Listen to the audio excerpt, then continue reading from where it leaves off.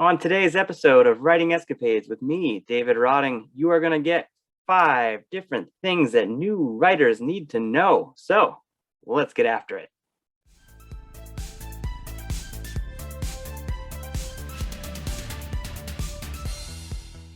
Number 5, new writers need to learn punctuation and grammar. So I remember being in second grade and my teacher taught us the different parts of speech and punctuation and tense and grammar. After that, we were pretty much never taught the rules of punctuation and grammar again. In my experience, students in the US could probably benefit from some supplemental writing and punctuation and grammar practice throughout their years at school. But that's a whole nother thing. Not going to get into that. Point is, new writers need to learn the rules of punctuation and grammar.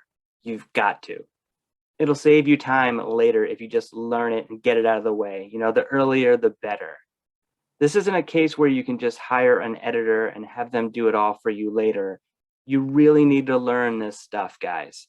And honestly, I think if you dedicate 1 or 2 days to really immersing yourself in the rules of punctuation and grammar, it will pay dividends. Punctuation is a writer's best friend. It goes a long way and it helps develop your author voice. Everybody wants to know, how do I develop my author voice? You do it with punctuation and grammar. It enriches a book and engages a reader.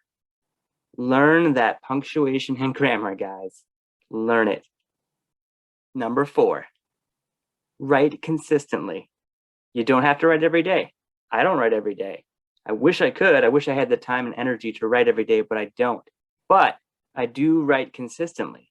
I write several times a week, and I make sure that I always write several times a week to stay in that story.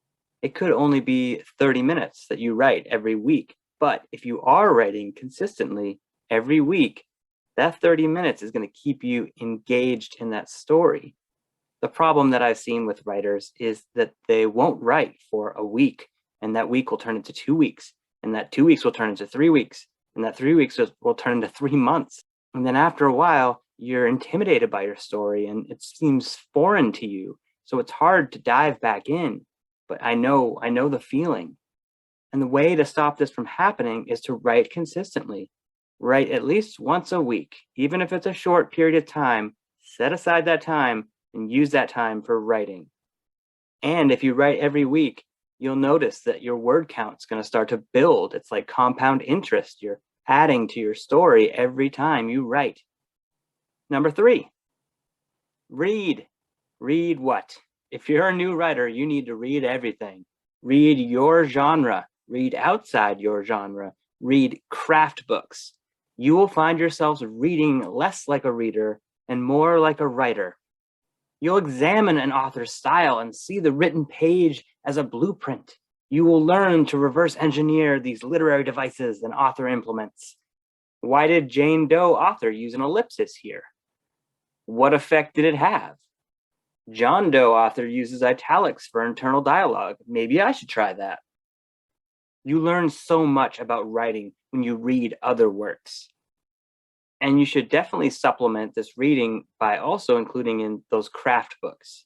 Craft books are basically classes that explain the tools that a writer can use.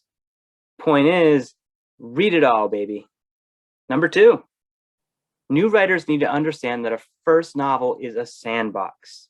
The first attempt at writing a book is a chance for a new writer to practice and hone their skills. You'll make mistakes and you'll fall into pitfalls. That's fine. That's normal. You'll learn from these mistakes so that the next book you write, you'll avoid the pitfalls. A first draft of a novel is messy, and you should know that that's the case for most of us. You may start out writing in first person and then realize later that it reads better in third person point of view. I'm here to tell you guys that the first book is extremely hard. Most writers would say the same. A lot of first-time writers give up with that first novel, but not you. You're not going to give up. You're going to write this thing.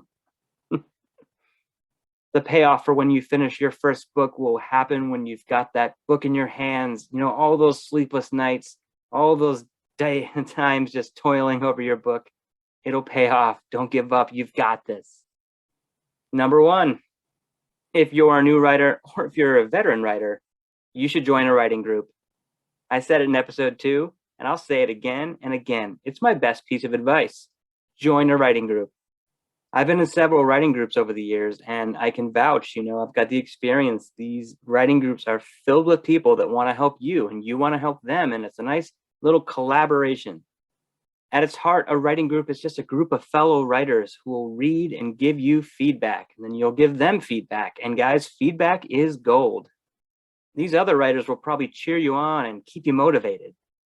They'll help you with your story, and they'll help you work through those problems that you're having. Again, this is probably my best piece of advice for any new or veteran writer. So let's wrap up. If you're a new writer, set aside some time and learn punctuation and grammar early. Punctuation is a writer's best friend, and it will help with your author voice. Be sure to write consistently. Set aside time every week that you can just sit down and write. Next, be sure to read everything, all the books, craft books, and novels alike. Study up on your competition. Learn how they go about using literary devices in their own writing. See if you can use them in yours. Remember, that first novel is tough. It's a sandbox. It's a practice yard. Don't let the first novel beat you. It's all worth it when you get to hold your finished book in your hands. And lastly, find yourself a writing group. Find yourself a group of fellow writers that will give you feedback, and you can give them feedback, and you learn how to edit. I mean, it's great, guys. Feedback is gold, and you're going to love it. All right, that's it, guys. I will offer one more piece of advice. This goes out to new writers. This goes out to old writers. This goes out to writers and readers and anybody who's interested in anything in this literary world of ours. Hit that subscribe button. Hit that like, drop a comment, follow the podcast, subscribe to the YouTube, all that good stuff. It can't hurt, right? Unless you hit it too hard. Don't hit it too hard, okay? Don't hit the subscribe button too hard. I don't want you hurting yourselves.